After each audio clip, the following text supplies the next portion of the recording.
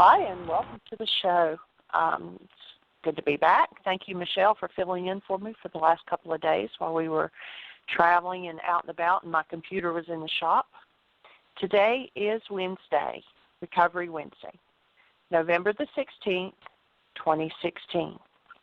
And our call-in number is, I started to give our old number. And actually, for some reason, the switchboard is giving a different number than what we normally give. 516-418. Michael, do you have it there?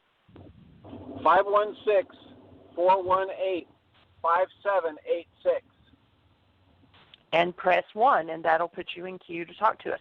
I'm going to have to do a chat with Blog Talk here because they've got a different guest calling number. So I'll find out what that's about. Michael, welcome. Okay, he asked me if I would talk while he finds his headset. So if you go to our website, www.whyagain, that's WHYAGAIN.org, there's lots of information. I actually got an email this morning and was responding to it. Somebody in Central America who has found the work, and they're doing worksheets, and they get stuck, and they want to know what to do about it. So I was just typing an email to them, telling them they could go to the website, and being in Central America, if they didn't have the long distance to be able to call into the show, that they could Skype in, or they could link in with us on the Internet and ask questions in the chat room.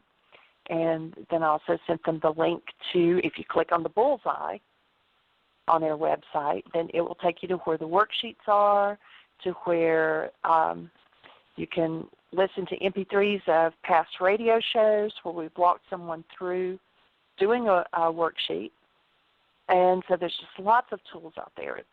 Over 5,000 pages. You could spend a lot of time just going around. And there's a set of blocks, like the bullseye is one of them, and the block that's right next to it on the right side, it shows a guy carrying a piano up 12 steps.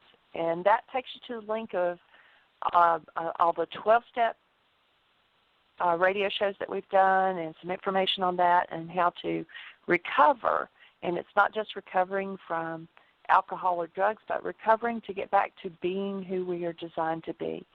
And the basis of the work that we do is forgiveness, which is the greatest tool for recovering, and that is not letting another person off the hook for what they triggered in you, but it's going inside and removing whatever doesn't belong, removing the anger, the fear, the grief, the guilt, the pain, and get back to being, to recover your true self. And that's the core of this work. And today being Recovery Wednesday, I will go ahead and welcome Dr. Tim and Gail.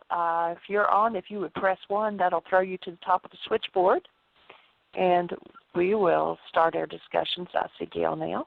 So, Dr. Tim, welcome. Hi, Jeannie. Hi, how are you? I'm doing quite well. I'm driving and okay. heading back to my office. And the way I like to talk about it on Recovery Wednesday is I'm not recovering my true nature. I'm recovering my awareness of my true nature. It can never go anywhere. I can never lose it. I'm made of this stuff called love.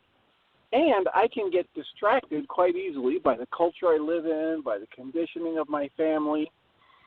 And when I get distracted, I shift the focus of my thoughts over to something that's less than my true nature, and I create a false experience, a hallucination of myself as being less than my true nature of love. So I'm just going to recover my awareness. And the way I recover the awareness is two-prong approach. I focus on my true nature and breathe into it and remember times when I've connected to it and felt it. And the other thing is I use the tool of forgiveness to remove all of that old false conditioning and those false beliefs. So that's my 2 cents for the Recovery Wednesday, and here's hoping Gail's on because she knows a lot more about the 12-step and how that process and how it dovetails beautifully with all of the tools you and Michael teach.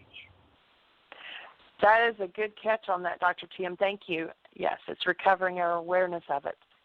So thank you very much for that addition, because you are absolutely right on that. And Gail is with us. Hey, how you doing, girl? Good morning. Good morning. Welcome, young lady. Good morning. How are you this morning? I'm doing well. How are you? What's on your mind this morning? Good. Well, I am in another city. I'm traveling as well, and I am working with a lady that I sponsor, and she was living in a recovery home that was closer to where I'm from, and I decided to meet her where she is at now. And we've been to 2 meetings already, and we're going to be working on our 8-step list this afternoon at the library here. And so I'm just trying to figure out how to do the auxiliary cable and allow her to listen and for me to talk into my headset at the same time. I haven't figured that out yet. So that's what's going on for me. So right now she's just listening to my side of the conversation. But I concur with everything that Dr. Kim said. Absolutely, the awareness, of who we truly are. We're recovering the awareness that we always have this, that we never lose it. And so I'm right there. The other thing that I would like to mention is. It says someplace in the big book, in A Vision for You, it's towards the end of the 164 pages that we call our basic text. It talks about creating the fellowship that we crave. And this was written in 1939. It was the Big Book of Alcoholics Anonymous was written, or actually it was published in 1939. It was written because the message was starting to get watered down, and so they're just like, we need to write a book, and also we can't meet everybody, that may be afflicted with alcoholism, so we need to get a book published, and we need to get it out there, and we need to carry this message. And so that last part was about creating the fellowship that you crave, was written to that one person that might have the book in their possession, and how are they going to be able to do the step-by-step program. And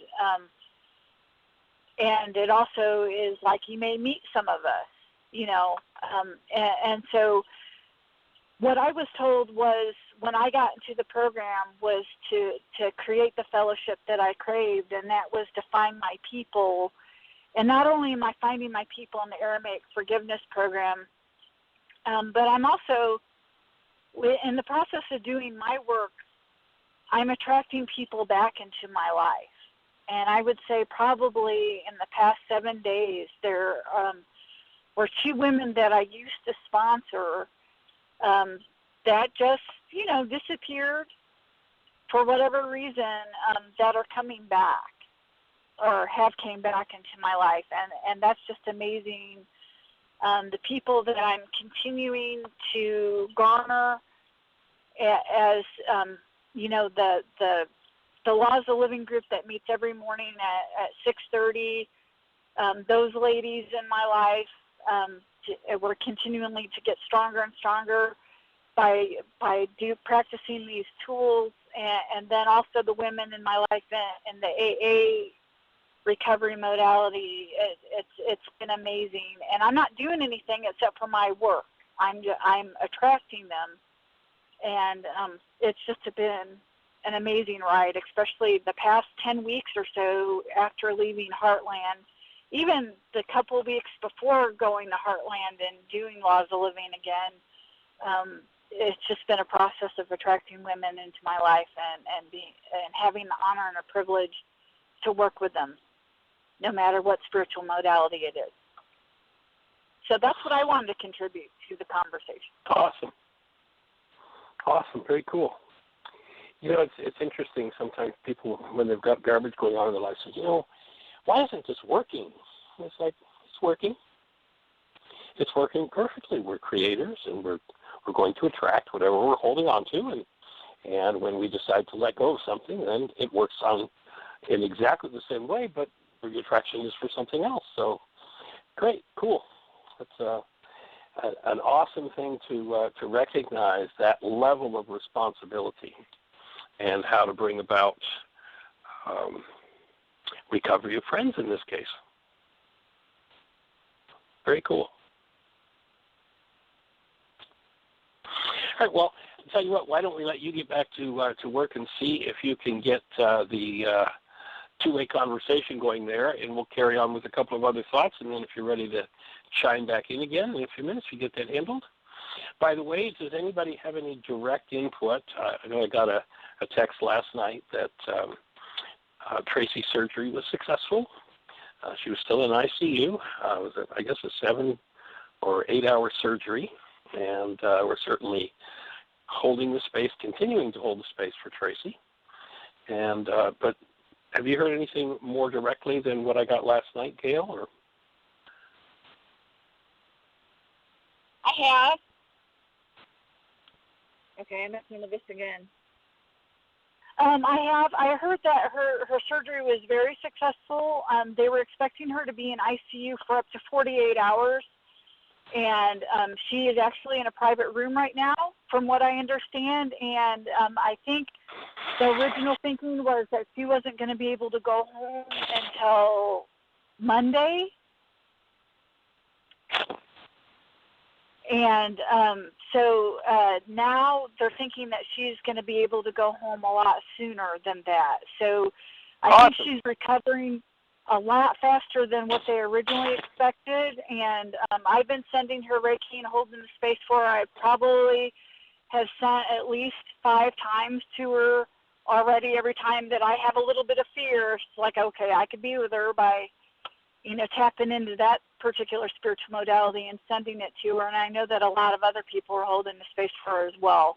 And that's just a huge testament what we can do, and we're, holding the space for somebody, how fast they can recover. Absolutely. Nothing like community. Nothing like community. All right.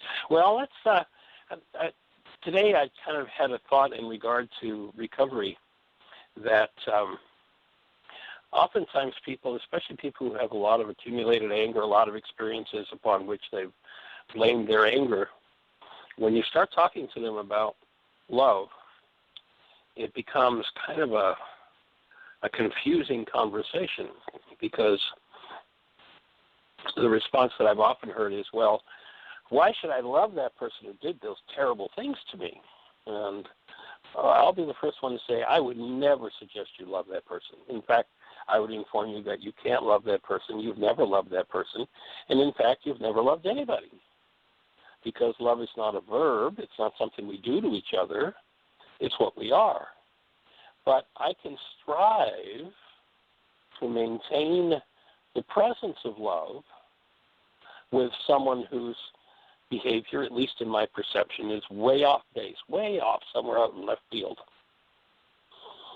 And people say, well, but what's the practical use of that?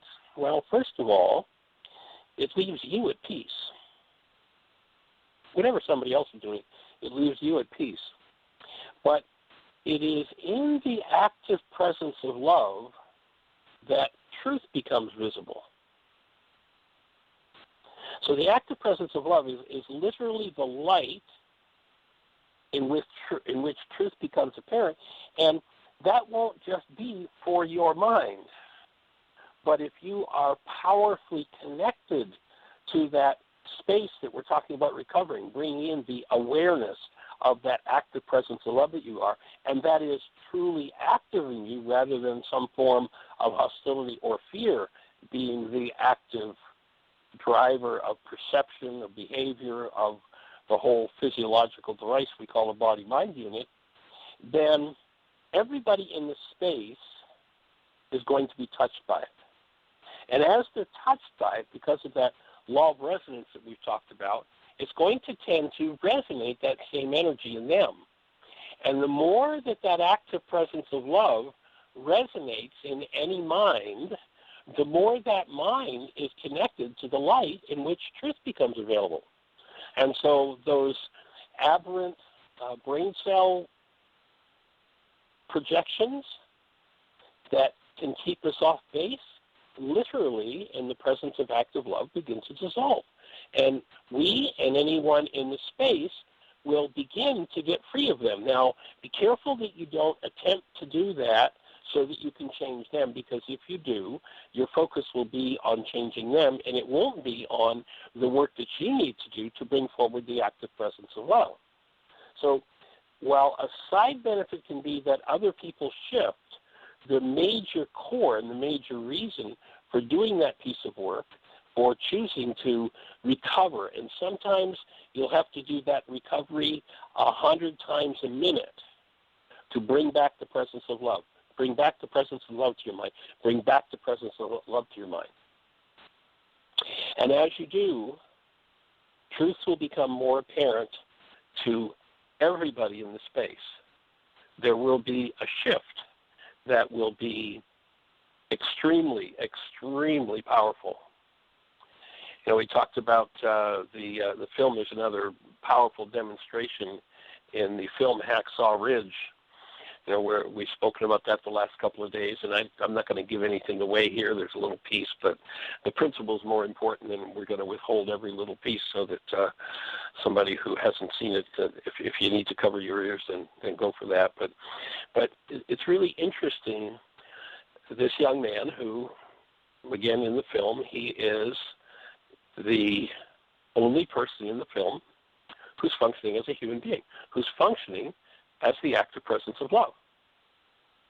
His soon-to-be wife is coming close to it, but she falls off the wagon a little bit too. But he's strong and steady there. And those who are confused in that space, those who don't understand, those who think he's stupid, think he's a moron, think he's a coward, want to destroy him, go through all of the gyrations that they go through. But then once they observe what the space that he is capable of, when all the big tough guys run away, he stays and rescues men from the battlefield. Once that occurs and they see the monumental feat that this young man has created as a result of being love, it's interesting. They're called to go back into battle, and all these people who are all over him, trying to have him court-martialed, wanting to put him in prison, literally, physically, emotionally beating him up, deriding him, driving him into the ground as much as they could. Every one of them says, we're not going back into that battle until he says a prayer. Now, of course, they're using the culture's language, the non-being world's language about prayer. They think it's about some magic words. But what they're really saying is, we recognize a space this man holds, and in that space we recognize truth. And we recognize our safety. So here, all of these tough guys with their big mouths and their big guns and their, we're going to go kill somebody, quietly wait for him to hold the space. Even as the commander saying, I told you to get into that battle 10 minutes ago. Why aren't you there? It's like, excuse me, sir, nobody's moving until this human being says it's okay to go. Powerful. The active presence of love turns on a light that the world seldom sees. And each of us has that light in us. And if you go back to Yeshua 2,000 years ago, you hear him saying, I am the light of the world. And then the only thing that changes is a pronoun, and he says, you are the light of the world. If you choose to recover the truth of who you are as the active presence of love, then you will be a light to the world. And in that light, truth will become apparent to everybody. There, to me, is the most practical aspect of doing whatever it takes to get to that space. It shifts everything. Any thoughts on that, Tim? Just full agreement. The idea that the light can shine through me, that I'm a conduit for this energy. This ties into, we've had a few conversations recently about people thanking me, and I say, well, you're very welcome and deserving, and then they say, but you are so wonderful, you are so good at this, and I say, well, that's missing the point. What I'm doing is asking to be shown, and that light of truth or that conduit of loving energy, or that energy can flow through me because I'm getting who and what I think I am out of the way. And the more I'm just this open conduit, the more that light, that truth, that energy of creation, some call it love, can flow through me. So that's all I would add.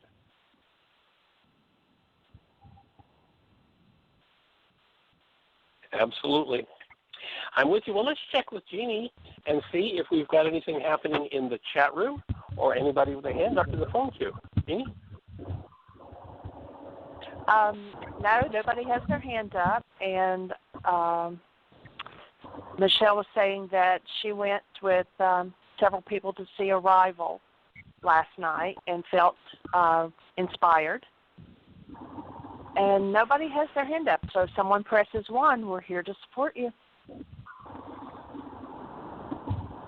Well, we had our support group last night, and to kind of dovetail on what Michael was talking about earlier, I would say we had one of our members, and she came in. We had 2 people come in very agitated because their stuff was really up.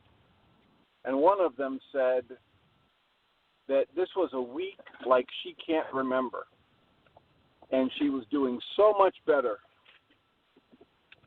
just last week, and she was feeling like, wow, this is really working. And then this past week, if it could go wrong, it went wrong in spades.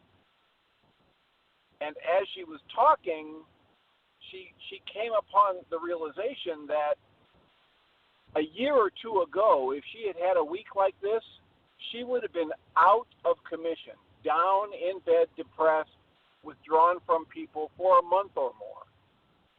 And she was able to recognize, wow, it's only been about 2 or 3 days and I'm already feeling better. So she's realizing doing the work means I'll recover quicker when my stuff comes up. It doesn't mean I get to the point where I don't have stuff. It means I see benefits all the way along, and I'm still going to need the tools. I'm still going to be able to be triggered. So that was something I wanted to add from last night. It was a wonderful realization that it's important. I really think it's important for us as we're working at this to stop from time to time, take a breath, and do an assessment and realize how far we've come. Because the ego will always want to tell us, oh, look, you got triggered again. You still have anger issues. What good are those tools? You might as well save yourself the time. And a solid assessment of my progress can give me what I need to realize, wow, things really are getting better. Even if right now my stuff is up, I have more tools to deal with it. It's not as intense, or even if it's more intense, I know it's going to resolve more quickly if I do the next right thing.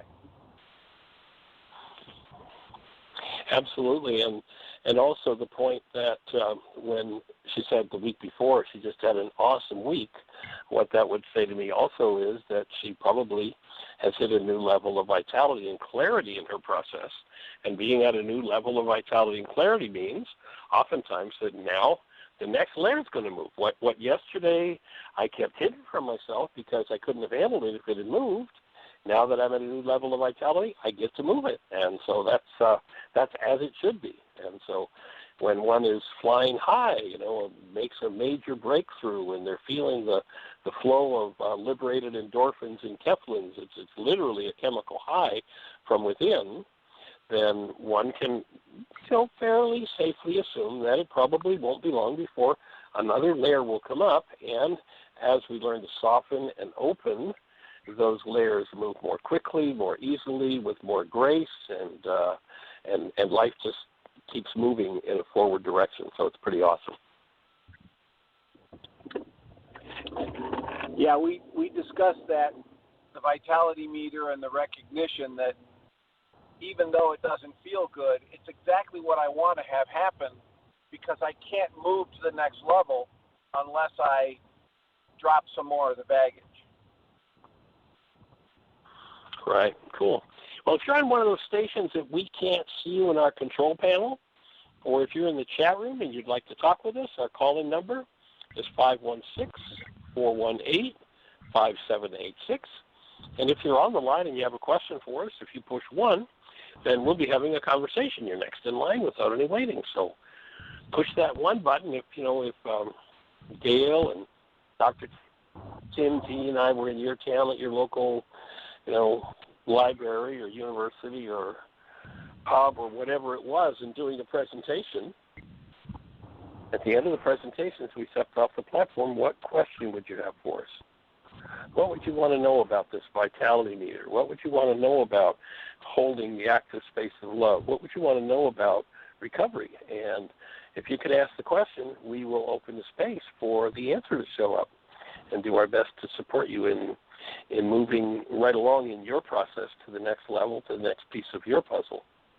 And, of course, oftentimes your questions will move one or all of us to the next level in our process, which is one of the other blessings of getting to do this show on a daily basis, year after year after year. And we're just about on the cusp of heading into our 7th year, which is pretty awesome when I think how quickly the time goes by. 7 years. Next month. Oh, not next month, January. So, Jeannie, anything happening there? No, there's no hands up. I was just typing to Michelle. She was talking about the movie Arrival and the lady going through the pain and the sadness and the grief and all of those feelings and being willing to face her fear and to move forward.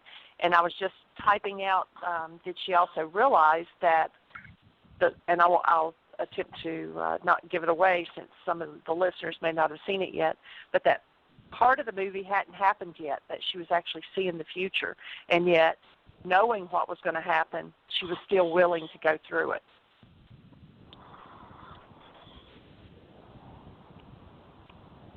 Willingness is definitely one of the keys. Definitely one of the keys. And, the words that we engage in are a powerful indicator of the direction that our lives are going to go. If our words are moving in the direction of some form of hostility or fear, then rest assured that's where life is going. That's where the experience of life is going to move. And as you look at any given issue in your life where maybe there is some hostility or fear, and you engage in the forgiveness process, what happens is that the end result of the words that produce the result collapses. And when that collapses, you get to drop down underneath into the hidden parts of the mind. Yeshua says every idle word will be accounted for. Pay attention to the words that you use, because the words that you use are literal frequencies that become in the mind. Neuropeptides are showing in the cell biologist laboratory that when you think a thought, that thought produces a neuropeptide, an actual chemical, or at least what the world calls a chemical. It's a frequency.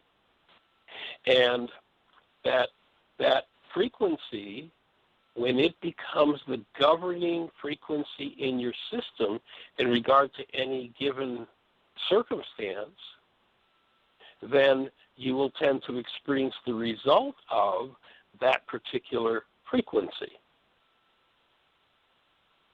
I'm reminded, or I think about a friend who, this goes back probably, I'm not even sure now, 7 or 8 years ago.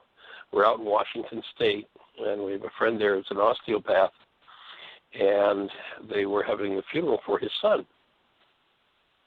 And his son loved motorcycles, repaired motorcycles, rode motorcycles all his life. and he ended up in a head-on collision, literally, with a Mack truck. And during the celebration ceremony for his son, a lot of his old school friends came to the celebration, and one of his high school buddies brought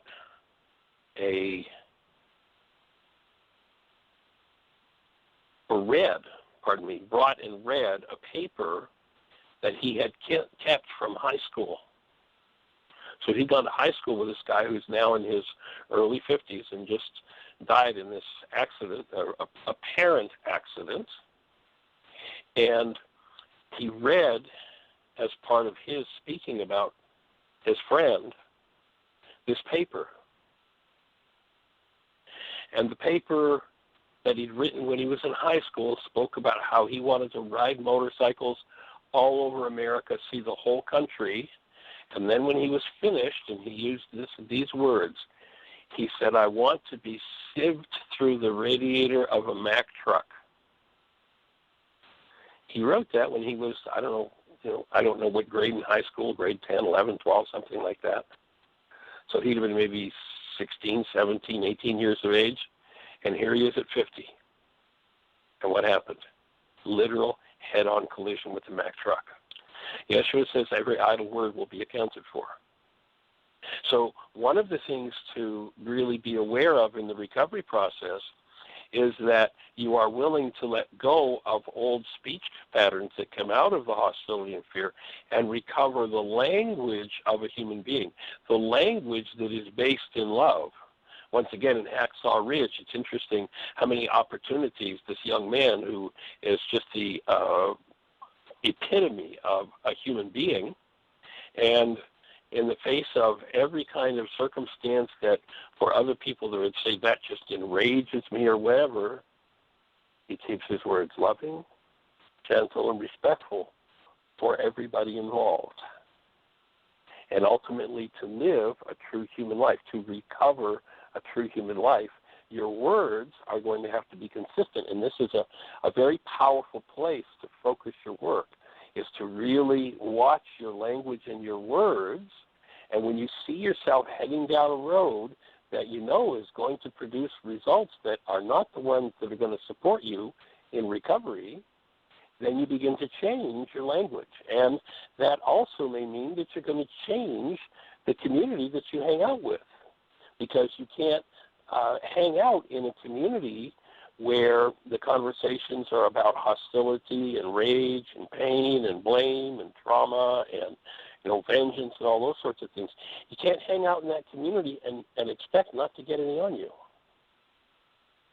And so a part of the recovery process, and I think that a very powerful part, and maybe, Gail, if you're still with us, you'd have some thoughts about this, but the fact that, 90 and 90 days, first 90 days and a meeting a day, and then for the rest of your life, a meeting a day. And I think a very powerful part of that is hearing the languaging of those who have broken through to real human life and are functioning out of the principles and out of love. And, we know from laws of living, there's a thing we talk about in laws of living, we spend a lot of time on this topic of regulatory speech, and that regulatory speech is literally the speech, the use of words that controls cellular chemistry, controls physiology, controls perception, controls the creative process. So the speech we use tends, and we trace this in laws of living, that we tend to hear the speech in the outer world. Now, just hearing it, actually there's one of the questions. Laws of living is done in the Socratic method of questions. And one of the questions is, so speech that I hear often then becomes my regulatory speech. It's like, no, that's just the first stage of regulatory speech. You can hear something a million times, and it doesn't become part of the regulatory system. But the speech proceeds from the external, hearing it, to where one begins to utilize the speech themselves. So you'll notice somebody who's got a pretty clean vocabulary gets in with the, quote, what's been called the wrong crowd, and it's not long before they're talking just like the rest of the crowd. the kid comes home and the parents look at them and they're like, Charlie, what happened to you? What's going on here? You've never spoken like this before. So the next step is that one engages in and uses a speech that's going to end up setting them in a negative direction. It's still not regulatory speech yet. Then that speech proceeds to where it becomes silent speech. One speaks it to themselves inside their minds. And then if behaviors linked to that speech are experienced to at least temporarily reduce stress, then that becomes regulatory speech. And so oftentimes the crowd we hang out with is, in part at least, responsible for what reduces stress. And so if you're hanging out with, quote-unquote, what's been called the wrong crowd, the hostility and fear-based crowd, then the tendency will be that you'll come to experience, when the speech is in the negative direction, is in that hostility framework, and, the pressure's up and people are ganging up on somebody, then they experience a release of stress when they go along with the crowd. That's peer pressure. Peer pressure is one of the keys to speech becoming regulatory speech, and that speech takes over and determines the creative process of one's life. So really important to watch where your language goes and what you do with your words. And certainly preferable if you select, where I want to live. I want to live a loving, productive life, then you really want to go out and hang out with people who are living loving, productive lives. Because that speech is going to rub off. That frequency, that energy is going to tend to become part of your habitual patterns. And so key part in the whole process is watch where your speech is going. And is Gail there, Jeannie? I'm just wondering if she has anything to report on that idea from people going to meetings, if that's ever been discussed or recognized in the 12-step groups. Yes, she's still Absolutely. on. I'm still here. It's just Any a matter thoughts of, in that regard? Oh, absolutely. The language in the 12-step world changes as well. When I first started going to meetings, talking about the higher power, talking about different steps, talking about what we call prayers, but are actually technically, petitions to God. The language around the tables is different than the language around in the streets, so to speak. And then from going to different 12-step groups, the language is different. The language is different in AA than it is in NA. The phraseologies in NA would be I'm clean and sober. Just in AA it would be I'm sober. Just different ways to talk and acknowledge language. It's the same language within the people around the tables. And then different meetings around the country, the language is different there as well. Different readings, different ways of doing things, different kinds of meetings. As far as the 90 and 90, I think I'd mentioned this before, and there's also has been different experiences shared on the radio show around that particular phraseology. My experience has been that is a treatment center term. It's not necessarily an AA term or a recovery term. And it's more of and I agree with you with getting that mindset going, to go to a meeting a day for 90 days, to get that habit established of going to a meeting. What I was taught and what I've seen quite a bit and what I've experienced, and I'm just coming from my experience, is that I've seen a lot of people go to 90 and then on day 91 they stop. But I've also heard other people talk about that was a huge accomplishment for them, and it did set that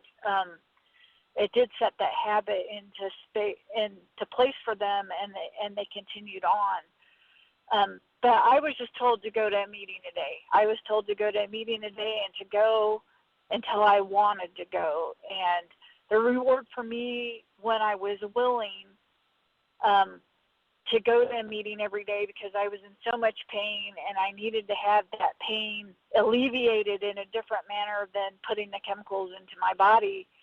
And so I was starting to get that relief by going every day and looking forward to going every day and finding my people and becoming attracted to different people that had what I wanted, and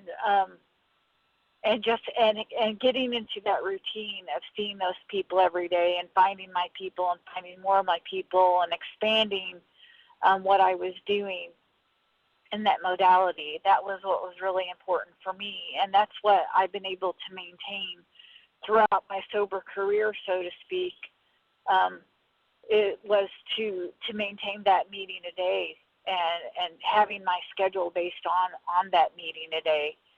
And now my schedule is based on who am I going to help, who do I sponsor, who am I going to meet with, when am I going to meet with them, and what meeting is attached to meeting with them and doing step work with them.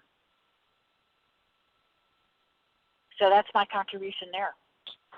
Fabulous. And, when I hear the 90 and 90, to me, and we shifted the homework in laws of living to go beyond 6 weeks because of the new research. It says to establish a new habit, it takes, I'm thinking it's 76 days now.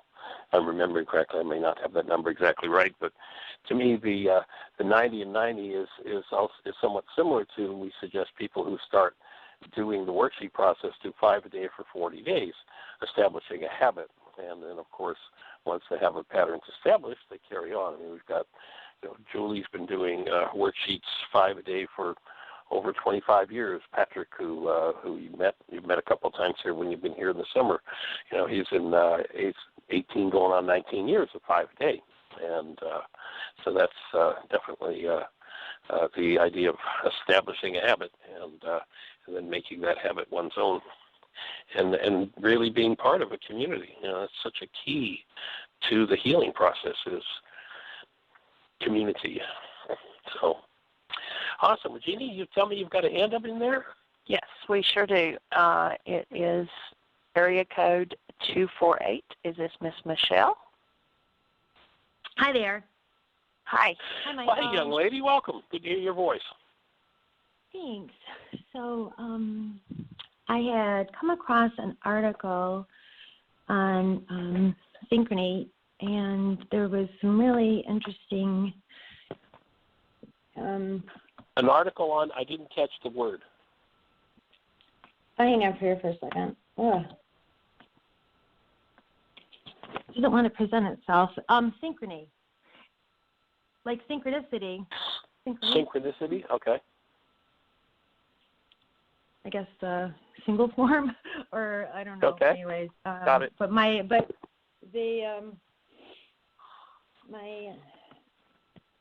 text disappeared, so I apologize. Okay, here we go.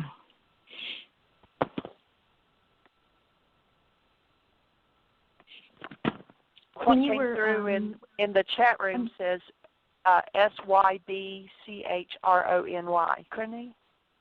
And I don't know if that's a typo or what, but that was what came through on the chat room. SYNCHRONY. How would you pronounce that, Michael? Synchrony, I guess. Yeah. So there was a little story that opened up the article that I wanted to share with you because I thought it might springboard the conversation when you had first had invited people to call in when you're speaking at an event, and what might you be interested in discussing. So there was a granny who had a brace of flying ducks. They spent most of their time sitting and resting on a nearby shed watching the neighborhood. Every now and then, Granny would catch a duck for dinner. She threw duck food on the ground and waited for them to come closer until she was able to catch one after a short chase. Years passed, and Granny no longer had the strength to chase ducks, but she had an idea. She pulled a few feathers from each duck tail to stop them flying away from her. It solved that problem, but what happened next was totally unexpected. Whoops. Computers are so much fun when they cooperate, aren't they? No, I have a touch screen. I apologize. I understand. The new generation of ducks born from non-flying parents did not even try to fly. They had all the feathers they needed to be able to fly, but no one to show them that they could. The best they could do with their wings was merely correct their balance or fly just above the ground, which felt more like fast running. They led their lives in a flat world, never being aware of the true potential of their wings. Nothing like having the modeling of what's possible, is it? Many generations of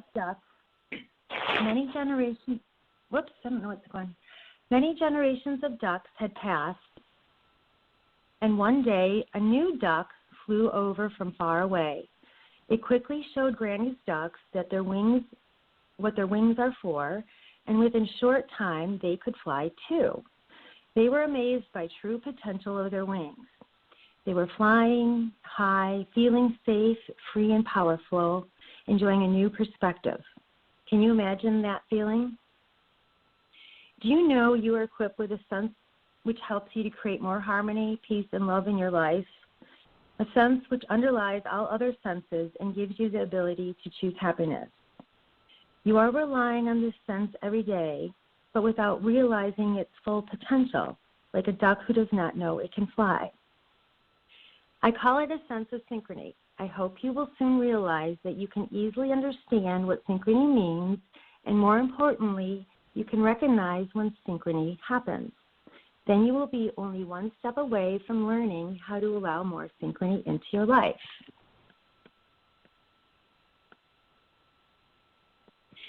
So, according to the Oxford Dictionary, synchrony is a simultaneous action, development, or occurrence. It is a state of operating or developing according to the same time scale as something else. I would suggest to simplify it a bit and say that synchrony is when two or more behave as one. The best example to explain it is rowing. If you picture a team of rowers rhythmically moving their oars, you would quickly understand what behaving as one means. Think about people dancing together to the same rhythm, chanting or doing Mexican wave on the stadium, singing in a choir, marching in a column, or clapping after a concert. So then, at this point, they go on to show a short video to visually, audibly demonstrate that principle. It goes on. The same can happen in a less mechanistic and more emotional dimension. Think about the mother feeling for her baby and living through her baby's ups and downs, of course, sometimes for too long. There are whole nations going through the same emotional events together. Euphoria when a national team is winning, or shared sadness when someone important dies. We say we gel with someone, we are on the same wavelength, or we are in tune with each other. Falling in love or being in love is another example. When we are in true love, we are ready to commit ourselves completely. It's because we feel we're like one organism, and whatever happens to our partner happens to us. By improving his or her life, we improve our own. The same applies to a group of real friends who are happy only when everyone in the group is happy. They are naturally kind and helpful to each other. Many team players report that when they are well teamed, I would say synchronized, with the rest of the team, some kind of magic happens. They start feeling connected and energized, being able to perform a lot better.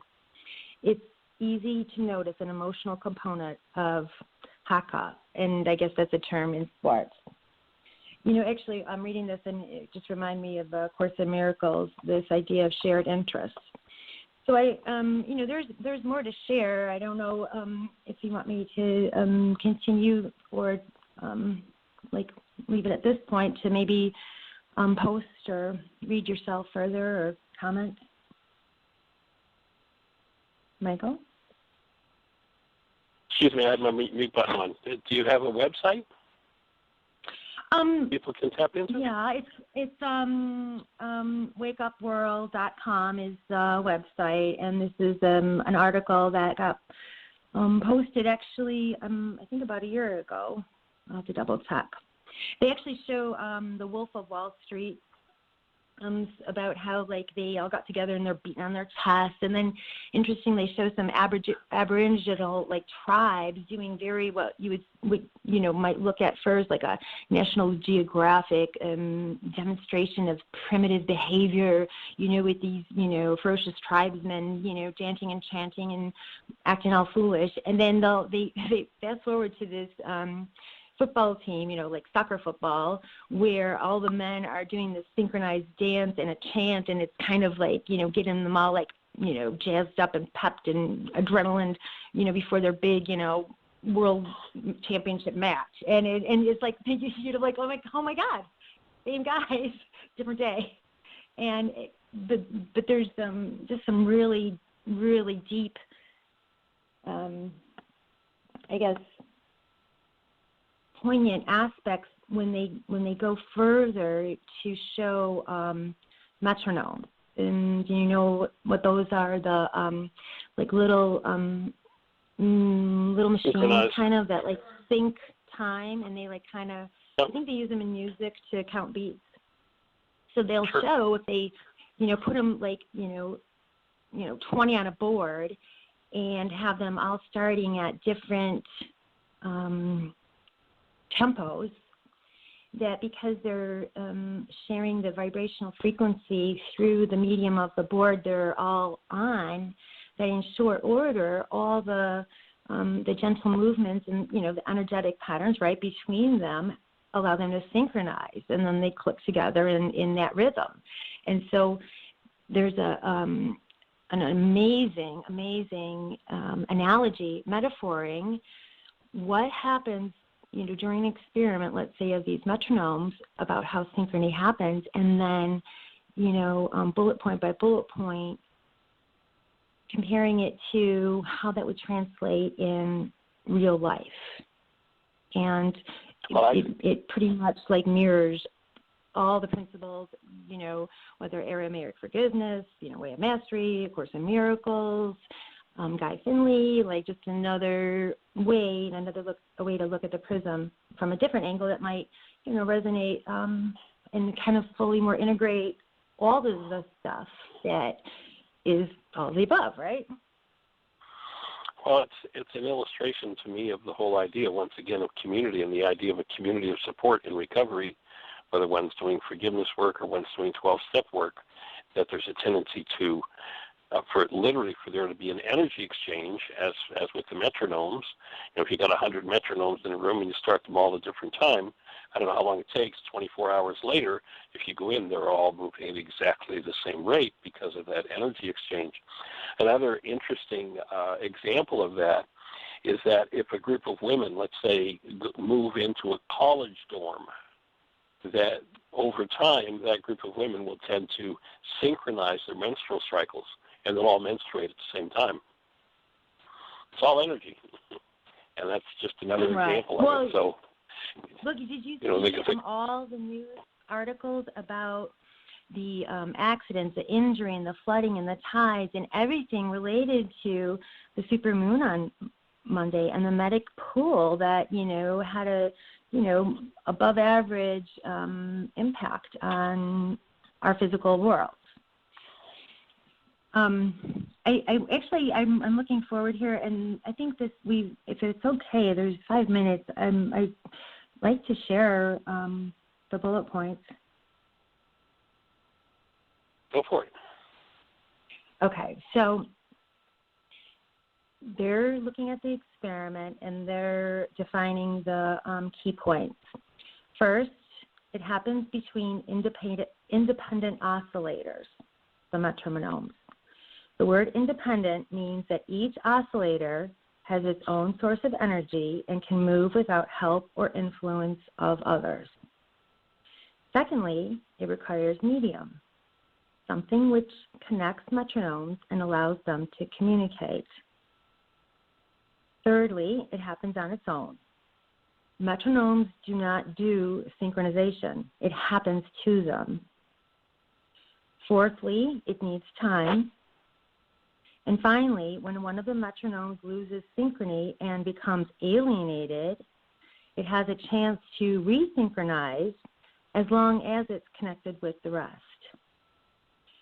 So then when they, apply it to friends and lovers and the synchrony that emerges between oscillators.